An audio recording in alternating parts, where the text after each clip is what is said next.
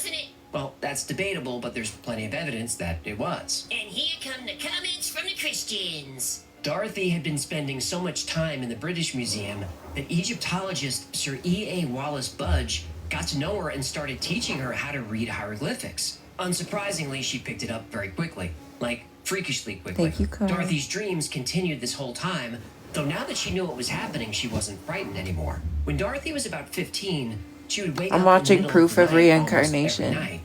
She heard the voice of a man named Hora, who asked her to write down everything he said. She would then go into a trance, neither sleeping nor awake, and scribble notes and hieroglyphics. When she woke up, she had no idea what she had written. It wasn't even her handwriting. And after a year of this, she had 70 handwritten pages. She was finally able to piece together that this was the story of her life in ancient Egypt. She was an Egyptian woman named Bentreshet, born in the town of Abydos. She came from a humble background. Her father was a soldier who served during Seti I's reign. Her mother was a vegetable seller. When Bentreshet was 2 years Thank old, you, her mother Scorpio. died. Unable to care for her, Bentreshet's father placed her in the temple of Kom El Sultan, Thank where she you. would be raised to become a priestess. When she was 12 years old, Bentreshet was given two choices. She could either leave the temple and Thank go you, out into Dylan. the world on her own, or become a consecrated virgin and Thank stay you, at the temple. Russell. Bentreshet decided to take the vows. A few years later, she met Pharaoh Seti I, and they had an affair. When she became pregnant with the child of the pharaoh, she had no choice but to tell the high priest about her relationship with Seti I. The high priest told her that her sin against Isis was so severe that she would be tried and likely sentenced to death.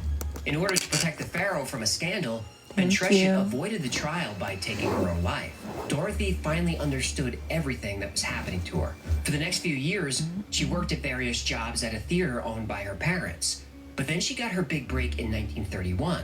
A position opened up in London writing for an Egyptian public relations Okay, magazine. it's over. The 30s were a tricky time in Egypt. Though it was officially declared independent from the United Kingdom in 1922, the UK was still heavily involved in the governing Thank of you, the country. Car. Dorothy used her new position at the magazine to advocate for Egyptian nationalism and full independence. While working for the magazine, she began corresponding with a wealthy Egyptian man named Amon Abdel Mugwid.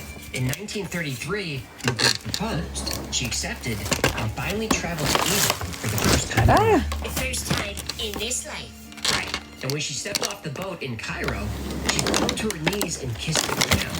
She wept and said, "I'm finally home." And if Dorothy Eady really was reincarnated, now she'd have a chance to prove it.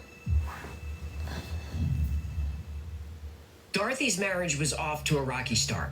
Her husband's family was wealthy and didn't like how open Dorothy was about her past life. She was more committed to Egyptian culture than her husband's family was, and she was outspoken about it. After a few years, Dorothy and Mugwid divorced, but not before she gave birth to a son, who she named Seti. Oh, wasn't Seti the guy she was, partying with back in the day? Yup. So she names her kid good after night, the ex? Russell. That's bad form. I hadn't thought of it that way. Well, that's like what you pay me for, man. So Dorothy Eady changed her name to Seti, which means Mother of Seti. Thank you. This is how women